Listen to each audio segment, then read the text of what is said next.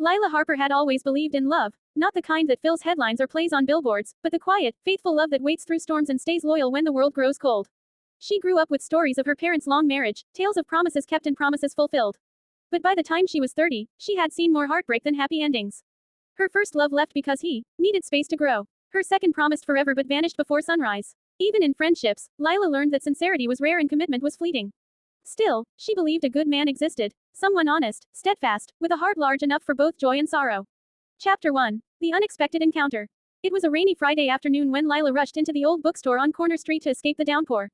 The place smelled of coffee and old pages, a sanctuary for those who treasured stories more than screens.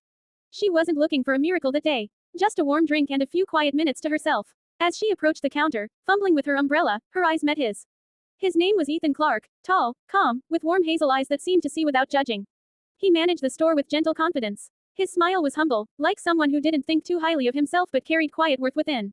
Lila asked for a cappuccino. He recommended a poetry book she'd enjoy. She smiled politely. What she didn't expect was the conversation that followed, about love poems, classic novels, and the art of paying attention to life's simple beauty. When she left, soaked rain boots and all, she carried not just the book but a strange new feeling she couldn't name. Chapter 2. Conversations in the Rain. Over the next few weeks, Lila visited the bookstore more often, initially for shelter, eventually out of choice. Ethan and she talked about everything: dreams, regrets, the beauty of unwritten pages.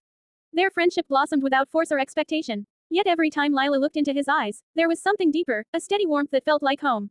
She tried to convince herself it was just comfort, not love. Until the day she realized how much she missed his presence when he wasn't around. One evening, as the sky painted itself in shades of orange and lavender, Ethan asked her to walk home. "Rain's coming," he smiled. "But I have an umbrella," she replied. "You don't need an umbrella when you're with someone who knows how to let you walk in the rain," he said softly. Lila laughed, heart thumping, secretly hoping he meant something more than just the weather. Chapter 3. Truths Unspoken. Their friendship felt effortless, comfortable moments punctuated with laughter, honest talks, and mutual respect.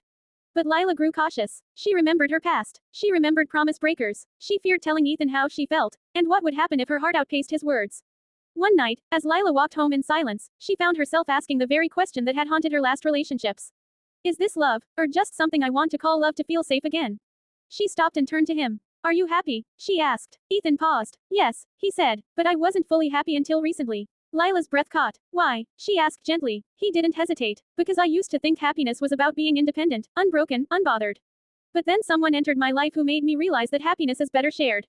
And that person, well, she's sitting right in front of me."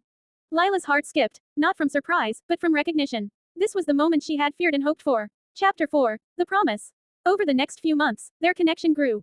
Stronger, grounded in respect and nurtured by choice. Ethan wasn't dramatic or showy. He didn't buy luxury or make grand proclamations. Instead, he offered steady presence, honest effort, and thoughtful care. Every good man isn't perfect, but he tries every day to be better, Lila realized. They went on long walks, quiet dinners, and sometimes sat under the night sky with nothing but stars overhead and honest words between them. One evening, Lila found herself seated beside Ethan on a park bench, hands intertwined. "I used to be afraid of love," she confessed. "Why?" he asked. "Because the deeper I fell, the further I felt I might fall apart," she replied. Ethan smiled, brushing a drop of hair from her cheek. "But love isn't to make us fall apart," he said. "It's to help us stand better than before." Then he pulled out a small folded note. "I wrote this for you," he said. Her eyes welled up. It read, "To a woman whose heart has known pain yet continues to believe in goodness, I choose you. Not for now, not for convenience, but for always. I will strive to be the man who cherishes your heart, respects your past, and builds a future worth waiting for."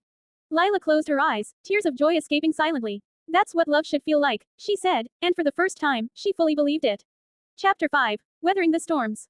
Life isn't just sunshine and calm evenings. A few months later, Lila faced a difficult choice, a job offer in another city, one she had dreamed of for years. It meant leaving the bookstore, the neighborhood, and perhaps Ethan. The night before she was to decide, she sat on the same bench where Ethan once read to her under the stars. "I have to go," she said with trembling voice. Ethan's face softened but didn't falter. "You should go," he said. "Because your dreams are yours, not mine. If your path is meant to take you far, I wouldn't hold you back."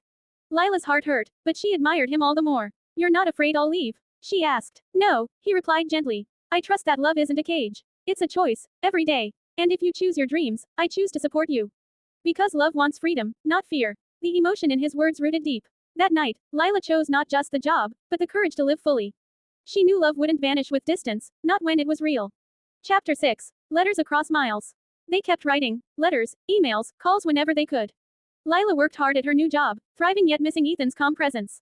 Ethan continued building his bookstore community, his heart still loyal. Months passed, and love didn't fade. Instead, it matured, proving that a good man isn't just someone who stays when it's easy, but someone who supports even when distance tests the bond.